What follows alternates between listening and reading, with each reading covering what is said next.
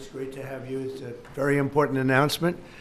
Very, very amazing, I think, for D.C., but even for the country, because it's, to me, a very big deal. I'd like to thank NFL Commissioner Roger Goodell, Washington Commanders owner Josh Harris, and Washington, D.C. Mayor Muriel Bowser, Secretary Scott Turner, Secretary Doug Burgum, and I see Howard Lutnick is here too, Commerce, and some others that if I could see past the press, I'd name you, but I can't. I'm pleased to reveal that the 2027 NFL Draft, that's a big thing, will be held right here in our nation's capital, Washington, D.C., on the National Mall, and you get a little glimpse of it.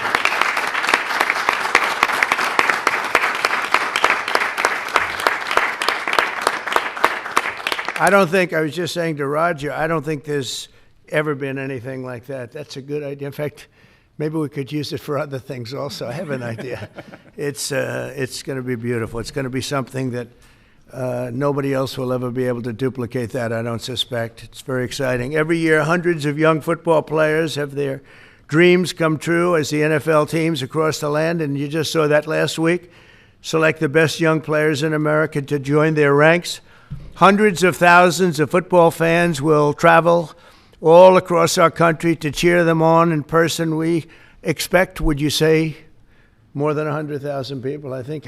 What is the capacity would you think it can hold? Because the mall can actually hold up to 1 million people if you go all the way back. What do you think? Over 3 days, we'll be over 1 million. Oh, yeah, you're going to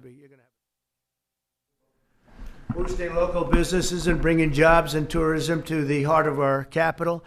The draft is a celebration of one of our country's most cherished cultural institutions and the annual highlights for football fans everywhere. Everyone in the world is going to be watching. We look forward to welcoming people from across the nation, from all over the world. Last month, the Washington Commanders and the D.C. government also announced a major deal to build a brand new 65,000-seat football arena at the site of the RFK Stadium in eastern Capitol Hill, and I don't think there is a better site anywhere in the world than that site. Incredibly exciting. You know, he's a friend of mine. He's a very successful guy. There's a reason for it. It's amazing. It sat there for years, and people were talking about stadiums in 25 different sites. I said, they're not talking about the best site. That's the best site there is. Bringing professional football back into the district from Maryland. And not only are these announcements great for the NFL, but they also advance the mission of making Washington, D.C. safe and clean and beautiful. And we're working very closely with the mayor, as you know, and we've made a lot of improvements in the last few months, and it's getting to look really strong. Crime is way down, and there's a good relationship we have going with Muriel. So I want to thank you very much. And would you like to say a few words? Thank you, Mr. President. The mayor, please. Thank you. Thank you. Well, I'm sorry. Well, greetings. I'm Muriel Bowser. I'm the mayor of the best city in the world and also the sports capital. And we are delighted to be here with the Washington Commanders, the NFL, and the president to talk about this very exciting announcement for Washington, D.C. We believe in investing in sports because they have helped us transform neighborhoods, and the NFL bringing this event to the nation's capital will help us fill hotel rooms, our restaurants, and Americans from all 50 states will come to their nation's capital and enjoy our beautiful city and museum. So we're just delighted to be here, and we want to thank everybody for all the hard work to get here. Thanks, Muriel. Thank you.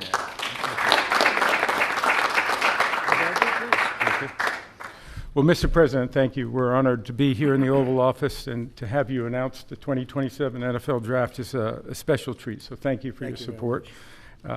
Also, thank you for your support in the Commanders' new stadium. We agree it's going to be a great site. We think it's going to be great for our fans here, and it's great to come back home. And so we're very excited about that. Josh is leading the way on our behalf, and the mayor, so we thank both of them for that. We also want to thank you because in the first term you helped us get a Canadian trade deal, which we want to make sure we note again and make sure you know. Canada does not like me too much. They they gave a great American company a lot of money that you deserved, frankly. So. Thank you. The draft has really become one of the great entertainment and sports events. Just a week ago in Green Bay, we had over 600,000 people attend. The year before in Detroit, we had close to 800,000. As the president remarked, we believe we'll be well over 1 million when we come here to D.C. in 2027. So we not only believe it's a great site, we believe it's consistent with what the president said, which is investing in our communities, investing specifically here in the nation's capital, one that I grew up here in Washington, D.C., and is particularly important. We think we can have a tremendous impact on this community, and it will not just be an event, it will be something that will show the world how far the nation's capital has come and where it's going. So we're very excited about that. And we thank everybody here. We thank you for your support. We know it's going to be a great event. And Mr. President, we thank you again. Thank you very much. You're welcome. Good luck with it. Yes, thank you very much. Thank you. Mr. President, thank you very much. We wouldn't be here without you. Thank you for your leadership in terms of the stadium, and now, what a great day for Washington. I mean, to host the NFL draft in 2027 on the Mall. I believe we'll get over 1 million people, and it's going to be an amazing day, and it'll showcase what Washington's all about, but it'll also showcase what our country's all about. Washington is the gateway city to our country, and you know, it'll be an amazing day, and we can't wait to get started. And I couldn't have done it without my partners, Roger Goodell, thank you, and Mayor Muriel Bowser. And we're ready to get to work, and I can't imagine RFK coming back. I grew up here. DC used to stop and on Sundays, and everyone would be inside watching football, or everyone would be glued at the stadium. And so we want to bring that back. And football really is as essential to the culture of America. We all love it. We all watch it, and it brings people together. And so what a great way to celebrate the United States of America, the NFL, and the Washington Commanders. And President Trump, we leave on your desk a Trump jersey. You are the ultimate commander, so it is a Commander's jersey. There's no bird on it, but you know, we appreciate you, and thank you for everything you've done, and look forward to the future. Thank you very much. Thank you. And I have to say that Josh had a very good draft a short while ago. You have a very good quarterback. We do. A great quarterback, I think. Yeah, Very great. excited about Jaden. Any questions, please, about the stadium or any of it? Yeah, please. Yes. Thank you, President. Thank you very much. Yes, thank you so much. About the draft, and I would like to upcome an event that it was already mentioned here, the World Cup. Although United States, the passion here is football. For the World Cup next year, how do you envision, Mr. President, this event here in the United States? It'll be fantastic. I worked very hard to get the World Cup. It was, in fact, I think I have the trophy right here, right behind you. Don't have a picture taken with Roger and that trophy, by the way. But no, they brought it in.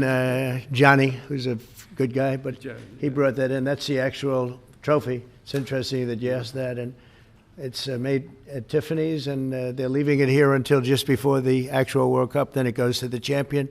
But that's very exciting. We have the Olympics. So we have both of them. I worked very hard in getting both, and I said, you know, I'm not going to be able to be there as president. And then a strange thing happened, and it turned out I became president not for the term that I was supposed to be. I became president while we have the Olympics and the World Cup, and we have something that maybe surpasses everything, the 250th anniversary of our country. So that's going to be great. That's going to be a very big event, a year-long event.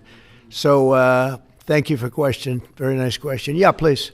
Yes. So you've often said you want U.S. to be bigger, better, and stronger. Currently, Russia is the biggest country in the world by landmass, followed by Canada and then China. So when you say that you want to annex Canada, is it so that it would be the biggest country in the world? No, I never even thought of it that way, although I am a real estate developer at heart. I've never heard that question. Yeah, please, go ahead. Mr. President, Will you have to hire more security and police in order to accommodate the 1 million people coming in for the NFL draft? I think that there'll be something, and I know Roger will work it out, and Josh and all of us will work it out. It's such an honor to have that. I think it'll be great for everybody, great for our country. It'll be something very special. There's no scene like it. There's no site like it. My whole life was based on sites, locations, and as soon as I looked at that rendering, it's going to be beautiful. It's going to really be beautiful. You know, interestingly, I didn't know exactly where it's sat relative to the Capitol, but the stadium, if you go back, is right behind the Capitol, miles behind, but nevertheless visually right behind it. So it's going to be an architect's dream, whoever the architect is chosen, and the owner. It's going to be something special. I think it's going to be great for the area. Going to be, it will be top of the line. I know these people very well, and they only know about top of the line. And I would say that more will be put into the stadium than would be put into a identical stadium of a similar size. I think they're going to do a special, because of the importance of the location. I have no doubt they'll do a special job. Yeah, please. Can you explain a little bit about how you would implement tariffs on the film industry, kind of how that would work? Well, that's a different story, but our film industry has been decimated by other countries taking them out, and also by incompetence, like in Los Angeles. The governor is a grossly incompetent man. He's just allowed it to be taken away from, Hollywood. Hollywood doesn't do very much of that business. They have the nice sign and everything's good, but they don't do very much. A lot of it's been taken to other countries, and a big proportion. And I'm actually going to meet with some because, there's some advantages, I guess, and I'm not looking to hurt the industry. I want to help the industry. But they're given financing by other countries. They're given a lot of things, and the industry was decimated. If you look at how little is done in this country now, you think we were the ones. We used to do 100, not long ago, 100%. Now we do almost like very little. It's shocking. Are you in that business too? Because he's in so many businesses. You could explain it, but it's not a good situation. So we're going to meet with the industry. I want to make sure they're happy with it because we're all about jobs. That's all what it's very important. It's a big industry, but it's an industry now that's it's really left. It's abandoned the USA where it started, and we'll get it back. Yeah, please. Thanks, Mr. President. First, I just want to thank you for letting us in here. I'm with Zero Hedge, and the last administration banned us on social media, so we're really grateful to be in the White House. And this is not exactly sports related, but I've been dying to ask you this question for a long time, which is that 2.5 years ago, the Nord Stream pipeline blew up. Yeah. And despite what people like John Brennan and all the hawks said, you were one person who said Russia probably did not blow up its own pipeline. If you can believe, they said Russia blew it up, yeah. And so I'm wondering now that you're president, if you would consider launching a formal investigation into what happened there and who actually did blow it up. Well, probably if I asked certain people, I'd be able to tell you without having to waste a lot of money on an investigation. But I think a lot of people know who blew it up.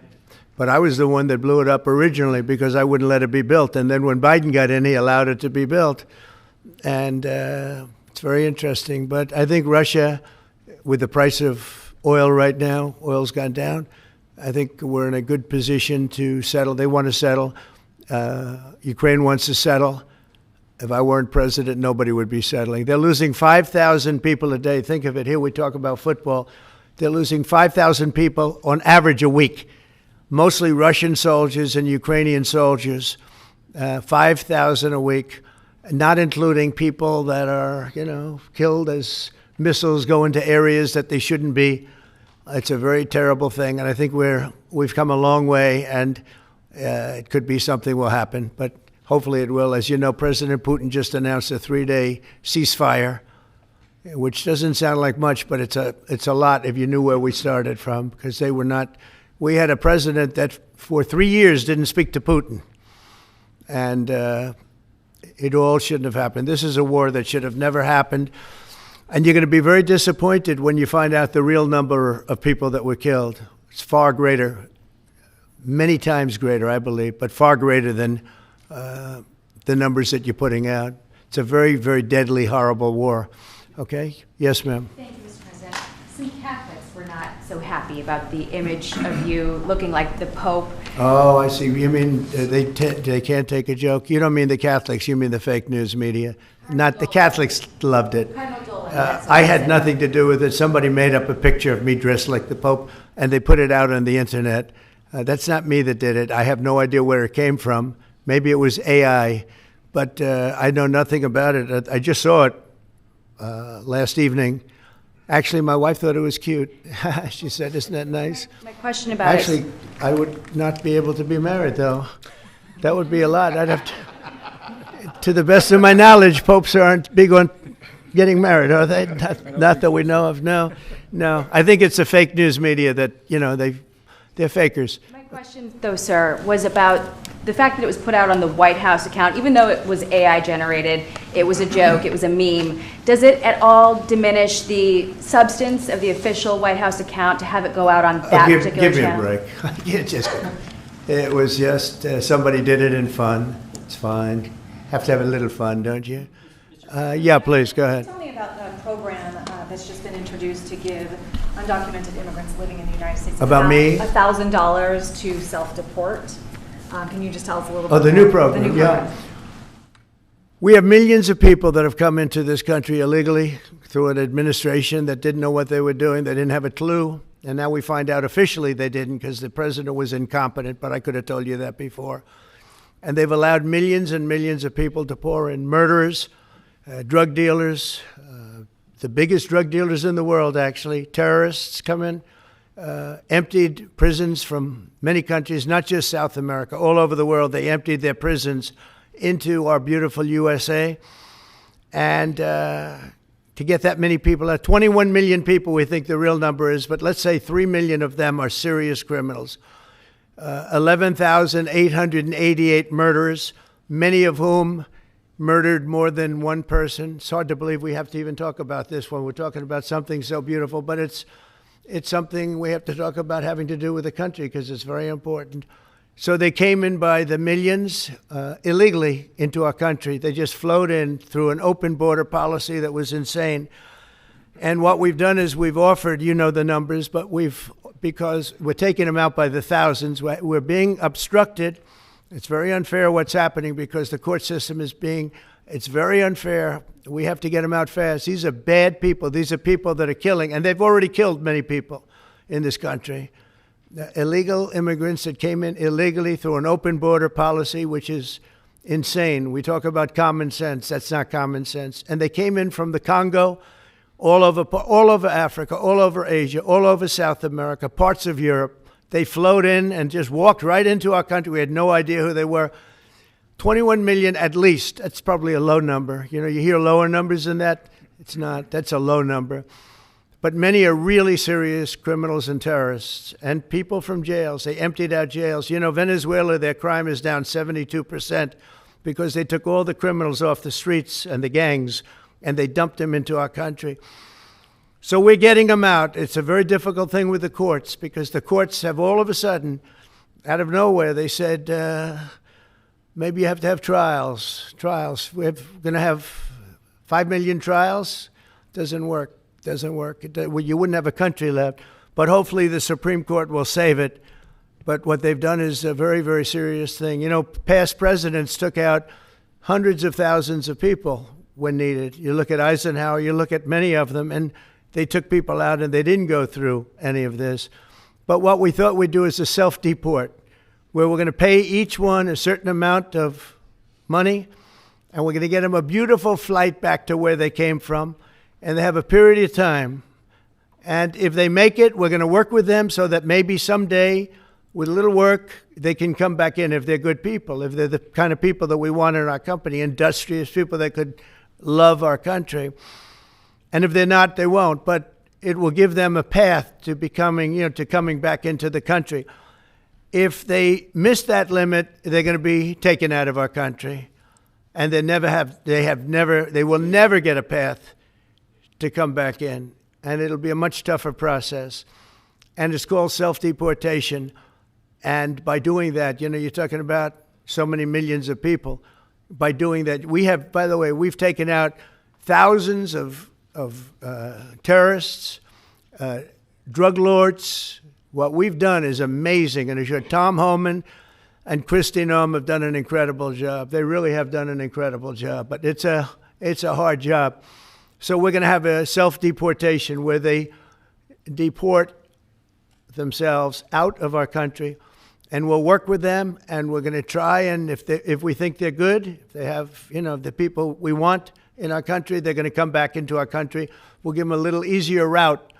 But if they don't work, and if we take them out after the date, then they're never coming back, and that's the least of the problems that they're going to have. Yeah, please. What's your expectation for your meeting with the Canadian Prime Minister tomorrow? I don't know. He's coming to see me. I'm not sure what he wants to see me about, but I guess he wants to make a deal. Everybody does. They all want to make a deal because we have something that they all want. We have something that they all want. China wants to make a deal very badly. You see what's happening to China? China's being decimated, and I don't want that to happen. But they have to make a fair deal. We were losing hundreds of billions of dollars a year. We were losing think of it, on our trade policies with Biden. We're losing $5 billion a day. I think Josh, as a great businessman, would not let that happen too long, right? How many groups could lose $5 billion a day? If you lose $5 billion one day, that's the end of that company, right? You're fired. He says, you're fired. Get out of here. So we essentially did that, and we have it down to a very low number. We're doing really well, really well. Yeah. How did you decide to reopen Alcatraz? Can you walk us through that decision? Did I say what? To reopen Alcatraz. How will you use it? How did you come up with the idea? Well, I guess I was supposed to be a movie maker. We started with the movie making, and we'll end. I mean, it represents something very strong, very powerful in terms of law and order. Our country needs law and order. Alcatraz is, I would say, the ultimate, right? Alcatraz, Sing Sing and Alcatraz, the movies. But it's right now a museum, believe it or not. A lot of people go there. It housed the most violent criminals in the world, and nobody ever escaped. One person almost got there, but they, as you know the story, they found his clothing rather badly ripped up, and it was a lot of shark bites, a lot of problems. Nobody's ever escaped from Alcatraz, and just represented something strong having to do with law and order. We need law and order in this country. And so we're going to look at it. Some of the people up here are going to be working very hard on that. And we had a little conversation. I think it's going to be very interesting. We'll see if we can bring it back in large form, add a lot. But I think it represents something. Right now it's a big hulk that's sitting there rusting and rotting. You look at it, it's sort of, you saw that picture that was put out. It's sort of amazing. But it sort of represents something that's both horrible and beautiful and strong and miserable, weak. It's got a lot of qualities that are interesting, and I think they make a point. Okay, are you guys okay? I want to just say that it's such an honor to be up here with my friends, because this is a group of people that have done an amazing job, and all we can do, Muriel and I, is give them the greatest sight there is, I think, that I've ever seen for something like this. And I did very well in the real estate business. I think this is the greatest site there is anywhere in the world for exactly what you guys are doing. And we'll work with you. We've got a lot of work to do to get it going, but we'll work with you, and we'll try and make the dream come true. And I want to thank you all very much for being here. Thank you. Thank you very much.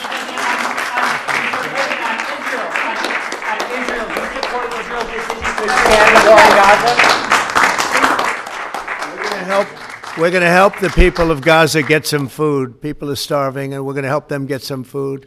A lot of people are making it very, very bad. If you look, Hamas is making it impossible because they're taking everything that's brought in. But we're going to help the people of Gaza because they're being treated very badly by Hamas. Thank you very much, everybody.